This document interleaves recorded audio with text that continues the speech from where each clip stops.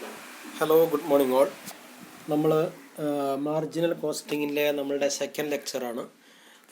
First ലെക്ചറിൽ നമ്മൾ എന്താണ് മാർജിനൽ കോസ്റ്റിംഗ് എന്നുള്ളത് ഡിസ്കസ് ചെയ്ത് കഴിഞ്ഞു. അതിൻ്റെ അകത്ത് നമ്മൾ ഡിസ്കസ് ചെയ്തിട്ടുള്ള ഭാഗങ്ങൾ കോസ്റ്റ് ബിഹേവിയർ നമ്മൾ ഡിസ്കസ് ചെയ്തു. അതുപോലെ മാർജിനൽ കോസ്റ്റിംഗ് എന്താണെന്നുള്ളത് പറഞ്ഞു. മാർജിനൽ കോസ്റ്റിങ്ങിൻ്റെ അകത്ത് മാർജിനൽ കോസ്റ്റിങ്ങിൻ്റെ മീനിങ്, അതുപോലെ മാർജിനൽ കോസ്റ്റിങ്ങിൻ്റെ ക്യാരക്ടറിസ്റ്റിക്സ്, മാർജിനൽ കോസ്റ്റിങ്ങിൻ്റെ അസംഷൻസ്, പിന്നെ അതിൻ്റെ അഡ്വാൻറ്റേജസ് ഡിസഡ്വാൻറ്റേജസ് ഒക്കെ നമ്മൾ പറഞ്ഞു. ഇനി നമുക്ക് ഈ മാർജിനൽ കോസ്റ്റിംഗ് പഠിക്കുമ്പോൾ അതുമായി ബന്ധമുള്ള എന്ന് വെച്ച് കഴിഞ്ഞാൽ അതൊരു ടെക്നിക്കാണ് നമ്മൾ പറഞ്ഞു. മാർജിനൽ കോസ്റ്റിംഗ് നമ്മൾ ഡിസിഷൻ മേക്കിങ്ങിന് സഹായിക്കുന്ന ഒരു ടെക്നിക്കാണെന്ന് പറഞ്ഞു. അപ്പോൾ അതുപോലെ നമ്മൾ മാർജിനൽ കോസ്റ്റിങ്ങിൽ നമ്മൾ ചെയ്തിട്ടുണ്ടായിരുന്നത്, നമ്മൾ പറഞ്ഞത് നമ്മൾ വേരിയബിൾ കോസ്റ്റാണ് പരിഗണിക്കുന്നത് എന്നാണ്. ഫിക്സഡ് കോസ്റ്റ് നമ്മൾ നമ്മുടെ ഡിസിഷൻ മേക്കിങ്ങിൽ പരിഗണിക്കില്ല, പകരം വേരിയബിൾ കോസ്റ്റ് മാത്രമേ നമ്മൾ പരിഗണിക്കുള്ളൂ നമ്മൾ പറഞ്ഞു. അപ്പോൾ അതുപോലെ ഡിഫറെൻറ്റ് രീതിയിലുള്ള മറ്റ് രണ്ട് ടെക്നിക്കുകൾ കൂടെ നമ്മൾ ഇന്നലെ പറഞ്ഞിട്ടുണ്ടായിരുന്നു ഇൻട്രൊഡക്ഷനിൽ. അതിലൊന്നാണ് അബ്സോർപ്ഷൻ കോസ്റ്റിങ്ങും ഡയറക്റ്റ് കോസ്റ്റിങ്ങും. അപ്പോൾ ആ അബ്സോർപ്ഷൻ കോസ്റ്റിംഗ് എന്താണെന്നുള്ളത് നോക്കിക്കളയാം. അബ്സോർപ്ഷൻ കോസ്റ്റിംഗ്, ഈ അബ്സോർപ്ഷൻ എന്ന് പറയുമ്പോൾ അതിൻ്റെ മീനിങ് നിങ്ങൾക്ക് മനസ്സിലാവും. അബ്സോർപ്ഷൻ അത് കംപ്ലീറ്റ് എല്ലാ കോസ്റ്റുകളും അബ്സോർബ് ചെയ്യുന്ന തരത്തിലുള്ളൊരു കോസ്റ്റാണ്. അബ്സോർബ് ചെയ്യുക എന്ന് പറഞ്ഞു കഴിഞ്ഞാൽ എല്ലാ കോസ്റ്റുകളും അത് എന്ത് ചെയ്യുന്നുണ്ട്, ഉൾക്കൊള്ളുന്നുണ്ട്, അല്ലെങ്കിൽ ആഗിരണം ചെയ്യുന്നുണ്ട് എന്നൊക്കെ പറയാം. എല്ലാ കോസ്റ്റുകളും, ചില വേരിയബിൾ കോസ്റ്റുകൾ മാത്രമല്ല. ഓക്കെ, അപ്പോൾ അതിൻ്റെ രീതി എന്താണെന്ന് വെച്ച് കഴിഞ്ഞാൽ, under absorption costing companies treat all manufacturing costs including both fixed and variable manufacturing costs as product cost. No difference is made between fixed cost and variable cost. Fixed cost അല്ലെങ്കിൽ variable cost എന്ന് പറഞ്ഞിട്ടുള്ള differentiation ഒന്നും വരുത്താതെ എന്ത് ചെയ്യും, എല്ലാ കോസ്റ്റുകളും including fixed cost, എല്ലാ വേരിയബിൾ കോസ്റ്റുകളും എല്ലാ ഫിക്സഡ് കോസ്റ്റുകളും പ്രോഡക്റ്റിൻ്റെ പ്രൊഡക്ഷൻ കോസ്റ്റായിട്ട് നമ്മൾ കണക്കാക്കും, മാനുഫാക്ചറിങ് കോസ്റ്റായിട്ട് നമ്മൾ കണക്കാക്കും. ആ രീതിയിലുള്ള കോസ്റ്റിംഗ് ടെക്നിക്കിനെയാണ് നമ്മൾ എന്ത് പറയുക, അബ്സോർപ്ഷൻ കോസ്റ്റിംഗ്, അല്ലെങ്കിൽ നമുക്കൊരു ടോട്ടൽ കോസ്റ്റിംഗ് എന്നൊക്കെ വേണമെങ്കിൽ ഇതിനെ പറയാം. ഓക്കെ, അപ്പോൾ മാർജിനൽ കോസ്റ്റിങ്ങിൽ നമ്മൾ മാർജിനൽ കോസ്റ്റ് അല്ലെങ്കിൽ അഡീഷണൽ യൂണിറ്റിന് വരുന്ന കോസ്റ്റ് അല്ലെങ്കിൽ വേരിയബിൾ കോസ്റ്റ്, ഇത് മൂന്നും ഒന്നാണ്. ഈ കോസ്റ്റിനെ മാത്രമേ പരിഗണിക്കുന്നുള്ളൂ എന്ന് പറഞ്ഞു. എന്തിൽ? നമ്മുടെ ചില പ്രധാനപ്പെട്ട ഡിസിഷൻ മേക്കിങ്ങിനെ സഹായിക്കാൻ വേണ്ടിയിട്ട്. പക്ഷേ അബ്സോർപ്ഷൻ കോസ്റ്റിങ്ങിൽ നമ്മൾ എന്ത് ചെയ്യും, വേരിയബിൾ കോസ്റ്റ് മാത്രമല്ല എല്ലാ കോസ്റ്റുകളും മാനുഫാക്ചറിങ്ങിന് വരുന്ന എല്ലാ കോസ്റ്റുകളും we will consider for the decision making. അതുകൊണ്ട് മാർജിനൽ കോസ്റ്റിങ്ങും അബ്സോർപ്ഷൻ കോസ്റ്റിങ്ങും തമ്മിലുള്ള ഒരു വ്യത്യാസം നോക്കിക്കഴിഞ്ഞാൽ നമുക്ക് മനസ്സിലാവും. അബ്സോർപ്ഷൻ കോസ്റ്റിങ്ങിൽ all costs are charged, marginal കോസ്റ്റിങ്ങിൽ only variable cost is charged to the production. അതാണ് ഏറ്റവും പ്രധാനപ്പെട്ടുള്ള വ്യത്യാസം. ഇനി അതുമായി ബന്ധപ്പെട്ടുള്ള കുറച്ച് ഡിഫറൻസുകൾ കൂടെ പറഞ്ഞിട്ടുണ്ട്. ഒന്ന്, stock of finished goods and work in progress are valued at cost. Marginal കോസ്റ്റിങ്ങിൽ നമ്മൾ സ്റ്റോക്കിന് എന്ത് ചെയ്യില്ല, കാര്യമായിട്ട് പരിഗണിക്കില്ല, അതിൻ്റെ ഫുൾ കോസ്റ്റ് പരിഗണിക്കില്ല. നമ്മൾ ഇന്നലെ പറഞ്ഞിട്ടുണ്ടായിരുന്നു സ്റ്റോക്സ് ആർ നോട്ട് കൺസിഡേർഡ് എന്ന്. ഇവിടെ നമ്മൾ സ്റ്റോക്ക് പരിഗണിക്കൽ എങ്ങനെ, വർക്ക് ഇൻ പ്രോഗ്രസും സ്റ്റോക്ക് പരിഗണിക്കൽ അതിൻ്റെ വേരിയബിൾ കോസ്റ്റിലും മാത്രമാണ്. ഓക്കെ, അതുപോലെ absorption costing is suitable for external reporting. External റിപ്പോർട്ടിങ്ങിന് എന്ന് വെച്ച് കഴിഞ്ഞാൽ നമ്മൾ എക്സ്റ്റേണൽ പാർട്ടീസ്, നമ്മൾ മുമ്പ് പറഞ്ഞിട്ടുണ്ടല്ലോ എക്സ്റ്റേണൽ പാർട്ടീസ് ആരൊക്കെയാണെന്നുള്ളത്. നമ്മളുടെ ഗവൺമെൻറ്, അതുപോലെ നമ്മുടെ ക്രെഡിറ്റേഴ്സ്, അങ്ങനെയൊക്കെയുള്ള പാർട്ടീസ്, എംപ്ലോയി യൂണിയൻസ്, അങ്ങനെയൊക്കെയുള്ള എക്സ്റ്റേണൽ പാർട്ടീസിന് കാണിച്ചു കൊടുക്കാൻ ഈ റിപ്പോർട്ടാണ് ഏറ്റവും നല്ലത്. അബ്സോർപ്ഷൻ കോസ്റ്റിങ്ങിൻ്റെ റിപ്പോർട്ടാണ് നല്ലത്. മാനേജീരിയൽ ഡിസിഷൻ മേക്കിങ്ങിന് അല്ലെങ്കിൽ മാനേജേഴ്സിന് നല്ലത് മാർജിനൽ കോസ്റ്റിംഗ് ആണ്. ഓക്കെ, അതുപോലെ absorption costing it is not useful for decision making. നമ്മൾ എല്ലാ സമയത്തും ടോട്ടൽ കോസ്റ്റ് എന്നുള്ള രീതി നമുക്ക് ഡിസിഷൻ മേക്കിങ്ങിനെ സഹായിക്കില്ല. അത് സഹായിക്കും, പക്ഷെ അതിനേക്കാളും കൂടുതൽ നമ്മുടെ എല്ലാ ചെറിയ കാര്യങ്ങൾക്കും, പ്രൈസ് ഡിസിഷൻ, പിന്നെ അതുപോലെ നമ്മളൊരു കൂടുതൽ ഓർഡർ എടുക്കണോ, ഒരു എക്സ്പോർട്ട് ഓർഡർ നമ്മൾ സ്വീകരിക്കണോ, നമ്മൾ അങ്ങനെയൊക്കെയുള്ള ചില പ്രത്യേക പ്രാക്ടിക്കൽ സിറ്റുവേഷനിലൊക്കെ നമുക്ക് ഏറ്റവും നന്നായിട്ടുണ്ടാവുക മാർജിനൽ കോസ്റ്റിംഗ് ആണ്. ഓക്കെ, നമ്മൾ ഡിസിഷൻ മേക്കിങ്ങിന് സഹായിക്കുക. These are the differences. Okay, absorption കോസ്റ്റിങ്ങും മാർജിനൽ കോസ്റ്റിങ്ങും തമ്മിലുള്ള വ്യത്യാസമാണ് പറഞ്ഞത്. അപ്പോൾ അബ്സോർപ്ഷൻ കോസ്റ്റിംഗ് എന്ന് പറഞ്ഞാൽ ഞങ്ങൾക്ക് മനസ്സിലായിട്ടുണ്ടാകും എന്താണ്. മാർജിനൽ കോസ്റ്റിങ്ങിൽ വേരിയബിൾ കോസ്റ്റ് മാത്രമേ നമ്മൾ പരിഗണിക്കുള്ളൂ, പക്ഷേ അബ്സോർപ്ഷൻ കോസ്റ്റിങ്ങിൽ നമ്മൾ എന്ത് ചെയ്യും, എല്ലാ കോസ്റ്റുകളും പരിഗണിക്കും. ഇനി ഡയറക്റ്റ് കോസ്റ്റിംഗ് എന്താണെന്നുള്ളത് നോക്കാം. എന്താണ് ഡയറക്റ്റ് കോസ്റ്റിംഗ്? ഡയറക്റ്റ് കോസ്റ്റിംഗ് എന്ന് പറയുന്നത് നമ്മൾ ഡയറക്റ്റ് എക്സ്പെൻസുകളെ മാത്രം പരിഗണിക്കുക. നമ്മൾ ഫിക്സഡ് കോസ്റ്റിലാണെങ്കിലും വേരിയബിൾ കോസ്റ്റിലാണെങ്കിലൊക്കെ നമുക്ക് നമ്മുടെ കോസ്റ്റുകൾ നമുക്ക് എന്ത് ചെയ്യാൻ പറ്റും, നമ്മൾ ടോട്ടൽ കോസ്റ്റുകൾ നമുക്ക് direct expenses and indirect expenses എന്ന് പറഞ്ഞിട്ട് തിരിക്കാൻ പറ്റും.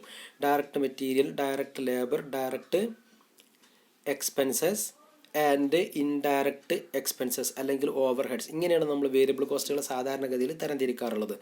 അതിൽ ഇൻഡയറക്റ്റ് കോസ്റ്റുകൾ ഞാൻ ഇന്നലെ അങ്ങോട്ട് പറഞ്ഞു. ഇൻഡയറക്റ്റ്, ഒരു പ്രോഡക്റ്റിന് ഡയറക്റ്റ് ആ പ്രോഡക്റ്റ് ഉണ്ടാക്കാൻ ആവശ്യമില്ലാത്ത കുറേ ചിലവുകളുണ്ടാകും. ഇപ്പോൾ ഫോർ എക്സാമ്പിൾ നമ്മളൊരു പ്രൊഡക്റ്റ് പ്രൊഡ്യൂസ് ചെയ്യുന്ന ബിസിനസ് ആണെങ്കിൽ കമ്പനി ആണെങ്കിൽ അതിൽ ഓഫീസ് സ്റ്റാഫ് ഉണ്ടാവും, അക്കൗണ്ടൻസ് ഉണ്ടാവും, അവിടെ സ്വീപ്പേഴ്സ് ഉണ്ടാവും, അവിടെ അതുമായി ബന്ധപ്പെട്ട കുറേ ആളുകൾ ജോലി ചെയ്യുന്നുണ്ടാവും. അവർക്കൊന്നും ഡയറക്റ്റ് പ്രൊഡക്റ്റിൽ കോൺട്രിബ്യൂഷൻസ് ഉണ്ടാവില്ല. പക്ഷെ അവർ അതുമായി ബന്ധപ്പെട്ട സ്ഥാപനത്തിൻ്റെ പ്രവർത്തനങ്ങൾ അവർക്ക് ആവശ്യമുണ്ട്. ഓഫീസിലുള്ള ലൈറ്റ്, ഓഫീസിലുള്ള മറ്റ് സംവിധാനങ്ങൾ ഒക്കെ നമുക്ക് ഓഫീസ് നടന്നു പോകണമെങ്കിൽ ആവശ്യമുണ്ട്. പക്ഷെ ഡയറക്റ്റ് പ്രൊഡക്റ്റ് പ്രൊഡ്യൂസ് ചെയ്യാൻ മെറ്റീരിയലും ലേബറും ഒക്കെ ആവശ്യമുള്ളതുപോലെ ഇവരാവശ്യമില്ല. ഓക്കെ, അതുകൊണ്ടാണ് നമ്മൾ അത്തരം കോസ്റ്റുകളെ ഇൻഡയറക്റ്റ് കോസ്റ്റ് എന്ന് പറയുന്നത്. എന്നാൽ ഒരു പ്രൊഡക്റ്റ് പ്രൊഡ്യൂസ് ചെയ്യുന്ന ലേബേഴ്സ് ഉണ്ടാവുമല്ലോ, ആ പ്രൊഡക്റ്റ് പ്രൊഡ്യൂസ് ചെയ്യുന്ന പ്രവർത്തനങ്ങളിൽ ജോലി ചെയ്യുന്ന ലേബേഴ്സ്, അവർ ഡയറക്റ്റ് ലേബറാണ്. ഓഫീസിലുള്ള സ്റ്റാഫ് ഇൻഡയറക്റ്റ് ലേബറാണ്. അപ്പം നമ്മൾ ഈ ഡയറക്റ്റ് കോസ്റ്റിംഗ് ടെക്നിക്കിൽ നമ്മൾ പരിഗണിക്കുന്നത് ഒരു പ്രൊഡക്റ്റ് പ്രൊഡ്യൂസ് ചെയ്യാൻ ആവശ്യമുള്ള ഡയറക്റ്റ് കോസ്റ്റുകളെ മാത്രം പരിഗണിച്ചുകൊണ്ട് തീരുമാനമെടുക്കുന്ന, അല്ലെങ്കിൽ അത് മാത്രം പരിഗണിക്കുന്ന തരം കോസ്റ്റിംഗ് ടെക്നിക്കിനെയാണ് നമ്മൾ എന്ത് പറയുക, ഡയറക്റ്റ് കോസ്റ്റിംഗ് എന്ന് പറയാം. In direct costing, fixed and variable costs are used for calculating the cost of product, but only direct cost will be considered. Indirect costs will not be considered for decision making. ഇതാണ് എന്ത് direct costing എന്ന് പറയുന്നത്. Okay, ഇനി നമുക്ക് ഇതിൻ്റെ ബാക്കി ഭാഗങ്ങളിലേക്കാണ് പോകാനുള്ളത്. ഇപ്പോൾ നമ്മൾ പ്രധാനപ്പെട്ട 3 കോസ്റ്റ് ടെക്നിക്കിൻ്റെ ഡീറ്റെയിൽസ് നമ്മൾ പറഞ്ഞു. മാർജിനൽ കോസ്റ്റിങ്ങും അബ്സോർപ്ഷൻ കോസ്റ്റിങ്ങും മാർജിനൽ കോസ്റ്റിങ്ങും തമ്മിലുള്ള വ്യത്യാസവും അതുപോലെ ഡയറക്റ്റ് കോസ്റ്റിങ്ങും നമ്മൾ പറഞ്ഞു. ഇനി നമുക്ക് പറയാനുള്ളത് CVP അനാലിസിസിലേക്ക് നമ്മൾ എന്ന് വെച്ചാൽ മാർജിനൽ കോസ്റ്റിങ്ങിലേക്ക് നമ്മൾ കടക്കാൻ പോവുകയാണ്. അപ്പോൾ അതിൻ്റെ മുമ്പ് നമ്മളുടെ നോട്ട്സിൽ എന്തൊക്കെയുള്ള ഞാൻ നിങ്ങൾക്ക് തന്നിട്ടുള്ള നോട്ട്സിൽ നമുക്കൊന്ന് ഡീറ്റെയിൽ നോക്കാം. ഓക്കെ, ആ നോട്ട്സിലേക്ക് വരിക. നോട്ട്സ് കിട്ടിയല്ലോ. നോട്ട്സ് നിങ്ങളുടെ ടീച്ച്മെൻറ്റിൽ സ്റ്റഡി മെറ്റീരിയൽ എന്ന് പറയുന്നതിൽ ഡോക്യുമെൻ്റ് എന്നുള്ള ക്ലിക്ക് ചെയ്ത് കഴിഞ്ഞാൽ നിങ്ങൾക്ക് നമ്മുടെ ചാപ്റ്റേഴ്സിൻ്റെ ഒക്കെ നോട്ട്സുകൾ വേർഡ് ഫയലിൽ നിങ്ങൾക്ക് അവൈലബിൾ ആണ്. അതെടുത്ത് നോക്കിയാൽ മതി. ഓക്കെ, അതിൽ അബ്സോർപ്ഷൻ കോസ്റ്റിംഗ് എന്നുള്ളൊരു ഭാഗം അതിൻ്റെ തുടക്കത്തിൽ തന്നെ ഉണ്ട്. CVP അനാലിസിസ് അല്ലെങ്കിൽ മാർജിനൽ കോസ്റ്റിംഗ് എന്ന് പറഞ്ഞിട്ടൊരു നോട്ടുണ്ട്. അത് ഞാൻ ഇന്നലെ കാണിച്ചു തന്നിട്ടുള്ള നോട്ട്. ഓക്കെ, അതിൽ നോക്കുകയാണെങ്കിൽ നിങ്ങൾക്ക് അറിയാം, it is a traditional technique. നമ്മൾ അബ്സോർപ്ഷൻ കോസ്റ്റിംഗ് ആട്ടോ പറഞ്ഞത്. Traditional technique of costing where both fixed and variable costs are charged to cost unit. It is also known as full cost or total cost technique. ഇതൊക്കെ നമ്മൾ explain ചെയ്തു. Marginal കോസ്റ്റിങ്ങും absorption കോസ്റ്റിങ്ങും തമ്മിലുള്ള വ്യത്യാസങ്ങളും പ്രധാനപ്പെട്ട വ്യത്യാസങ്ങളും നമ്മൾ ഡിസ്കസ് ചെയ്തു. ഓക്കെ, ഇനി ഡയറക്റ്റ് കോസ്റ്റിംഗ് എന്താണെന്നുള്ളത് നമ്മൾ ഡിസ്കസ് ചെയ്തു. എന്താണ് direct cost? In direct costing all direct costs whether fixed or variable are taken into account for calculating the cost of product. It should be noted that most direct costs are variable but not all. എന്ന് വെച്ച് കഴിഞ്ഞാൽ നമ്മൾ ഈ direct cost നമ്മൾ സാധാരണ cost accounting പഠിക്കുമ്പോൾ കേൾക്കുക variable കോസ്റ്റിലുള്ളതാണ് നമ്മൾ ഡയറക്റ്റ് കോസ്റ്റ് ഇൻഡയറക്റ്റ് കോസ്റ്റ് എന്നുള്ളൊരു തരംതിരിവ് സാധാരണഗതിയിൽ നമ്മൾ കേൾക്കാറുള്ളത്. അപ്പോൾ ഫിക്സഡ് കോസ്റ്റിലും ഡയറക്റ്റ് കോസ്റ്റ് എന്ന് കേൾക്കുമ്പോൾ നിങ്ങളൊരു കൺഫ്യൂഷൻ്റെ ആവശ്യമില്ല. ഫിക്സഡ് കോസ്റ്റ് ഡയറക്റ്റ് ഉണ്ടോ എന്നുള്ള കൺഫ്യൂഷൻ്റെ ആവശ്യമില്ല. നമ്മൾ കൂടുതലും 90% ഡയറക്റ്റ് കോസ്റ്റുകളും വേരിയബിൾ കോസ്റ്റുകളായിരിക്കും. പക്ഷേ എല്ലാ ഡയറക്റ്റ് കോസ്റ്റുകളും എന്തായിക്കോണമെന്നില്ല, വേരിയബിൾ കോസ്റ്റുകൾ ആയിക്കോണമെന്നില്ല. അത് ഫിക്സഡ് കോസ്റ്റുകളും ഉണ്ടാവാം. Okay, in marginal costing all fixed cost whether direct or indirect are ignored. Marginal costing ടെക്നിക്കിൽ നമ്മൾ ചെയ്തത് എല്ലാ ഫിക്സഡ് കോസ്റ്റുകളും അത് ഡയറക്റ്റ് ആണെങ്കിലും ഇൻഡയറക്റ്റ് ആണെങ്കിലും നമ്മൾ ഇഗ്നോർ ചെയ്തു. അബ്സോർപ്ഷൻ കോസ്റ്റിംഗിൽ നമ്മൾ എല്ലാ ഫിക്സഡ് കോസ്റ്റും എല്ലാ വേരിയബിൾ കോസ്റ്റും നമ്മൾ കൺസിഡർ ചെയ്തു. അത് ഡയറക്റ്റ് ആണെങ്കിലും ഇൻഡയറക്റ്റ് ആണെങ്കിലും ഒക്കെ കൺസിഡർ ചെയ്യും. മാർജിനൽ കോസ്റ്റിംഗിൽ നമ്മൾ വേരിയബിൾ കോസ്റ്റിനെ മാത്രം കൺസിഡർ ചെയ്യും. അതിൽ ഫിക്സഡ് കോസ്റ്റ് അതിൽ ഡയറക്റ്റും ഇൻഡയറക്റ്റും കൺസിഡർ ചെയ്യും. അപ്പോൾ അതിന് മൂന്നിൻ്റെയും വ്യത്യാസം നിങ്ങൾക്ക് മനസ്സിലായിട്ടുണ്ടാവും.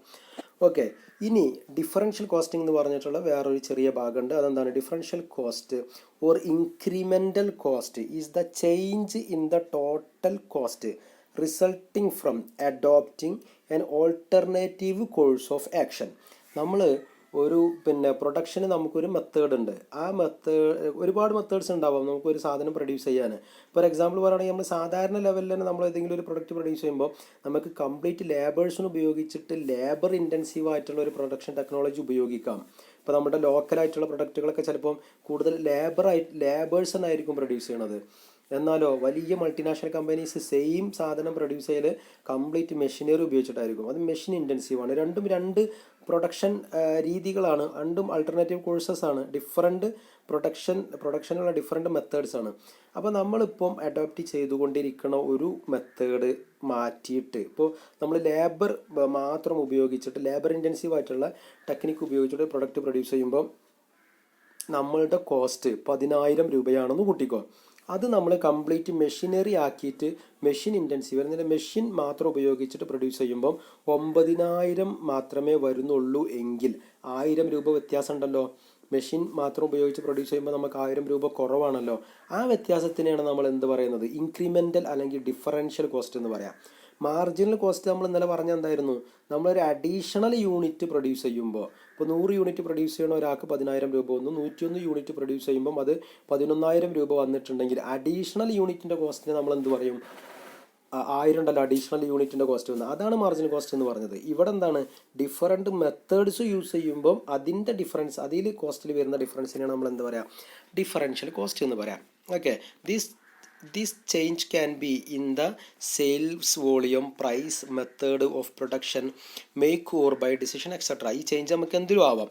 It may include not only variable cost but also semi variable and fixed cost. എല്ലാ കോസ്റ്റുകളെയും നമ്മൾ പരിഗണിക്കും.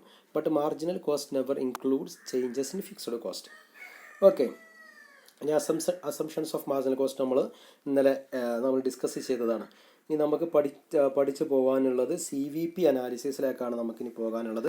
അത് നമുക്ക് നാളെ മുതൽ എന്ത് ചെയ്യാം, അതാണ് നമ്മുടെ ബേസിക്കലി മാർജിനൽ കോസ്റ്റ് ടെക്നിക്ക് എന്ന് പറയുന്നത് CVP അനാലിസിസ് ആണ്.